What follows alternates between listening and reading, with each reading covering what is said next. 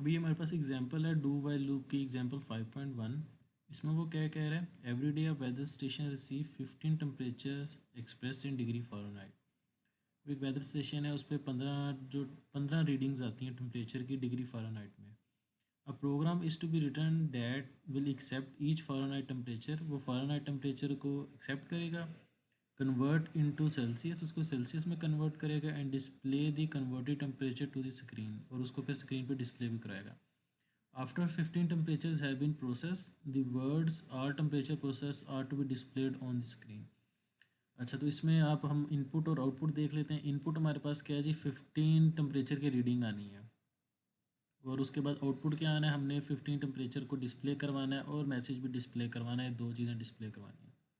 Processing क्या accept करेगा, gate करेगा पहले तो, फिर कन्वर्ट भी करना है उसने, डिस्प्ले सेल्सियस टेम्परेचर ये भी करना है, और फिर डिस्प्ले करना है स्क्रीन के ऊपर मैसेज भी। अब हम इसको जैसे हमने पहले किया वैसे भी कर सकते हैं, पर डू वाइल लूप से करेंगे तो बहुत एक स्मॉल सा प्रोग्राम बनेगा हमारे पास। क्यों? क्योंकि अगर 15 टेम्परेचर होती हैं, पहले हम पहले का प्रोग्राम बनाते, फिर दूसरे का बनाते, फिर तीसरे का बनाते, इस तरह से काफ़ी तरह लंबा प्रोग्राम बनाते। पर डू वाइल का ये बेनिफिट होता है कि आप 3 कमांड या 4 कमांड्स लगा के हम बार बार उस कमांड को रिपीट करते रहते हैं, और फिर हमारे पास ऑलमोस्ट 15 या उससे जिस तरह 50 रीडिंग होती हैं, तो इतनी 50 लाइनों का प्रोग्राम नहीं बनता। तो इसमें हमारे पास ये सोल्यूशन एल्गोरिदम है। इसमें उसने क्या क्या फ़ारेनहाइट सेल्सियस कन्वर्जन प्रोग्राम का नाम है। उसने क्या किया, set temperature count to zero. उसने क्या कह दिया, एक टेम्परेचर काउंट है उसकी वैल्यू उसने दे दी ज़ीरो।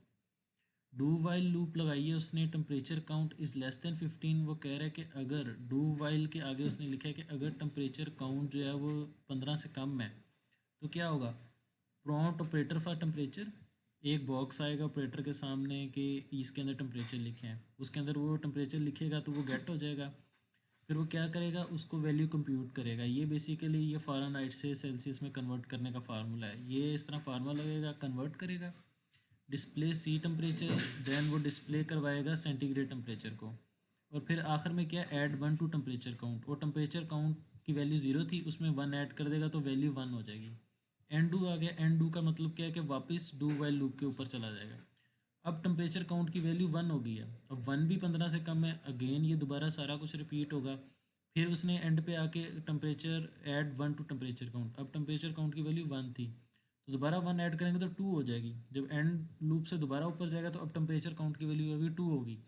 फिर वो 15 से कम है, फिर ऑपरेटर के सामने थर्ड टेम्परेचर की आएगी कमांड आएगी, वो थर्ड टेम्परेचर की वैल्यू पुट करेगा। इस तरह बार बार उसके पास ये कैलकुलेशन होती रहेगी और बार बार कमांड आती रहेगी जब तक 15 टेम्परेचर नहीं हो जाएंगे। जब यहाँ पे क्योंकि हमने ज़ीरो से स्टार्ट किया तो जब यहाँ पे 14 आएगा तो इसका मतलब होगा ज़ीरो काउंट करें तो 15 टेम्परेचर ही बनेंगे। तो 14 आएगा, 14 लेस देन ये चलेगा, जब यहाँ पे वन ऐड हो जाएगा और 15 आएगा, 15 लेस देन 15 नहीं होगा, ये कमांड गलत हो जाएगी, तो ये सारा का सारा जो है नहीं चलेगा हमारे पास प्रोग्राम, और हमारे पास 8th लाइन जो है डिस्प्ले ऑल टेम्परेचर हो जाएगा, एंड उसके बाद हमारे पास ये प्रोग्राम एंड हो जाएगा। तो ये बेसिकली हमारे पास थी एक डू वाइल लूप की एग्जांपल। अगर हम डू वाइल लूप ना लगाते तो हमें बार बार प्रॉम्प्ट करना पड़ता, गेट करना पड़ता, कैलकुलेट करना पड़ता, फिर आगे दोबारा प्रॉम्प्ट करते, 15 बार ही हमें ये सारी की सारी कमांड जो हैं वो यहाँ तक ये वाली जो ये यूज़ करनी पड़ेगी। पर डू वाइल की वजह से सिर्फ ऊपर डू वाइल लिखा है, और ये हमने एक टेम्परेचर काउंट अपने से लिया है, उसको सेट किया उसकी वैल्यू को। ये सब करने से हमारे पास सिर्फ हमने ये लाइन लिखी और बार बार प्रोग्राम चलता जा रहा है हमारा ऑटोमेटिकली। तो ये हमारे पास एग्जांपल थी डू वाइल लूप की, एग्जांपल 5.1।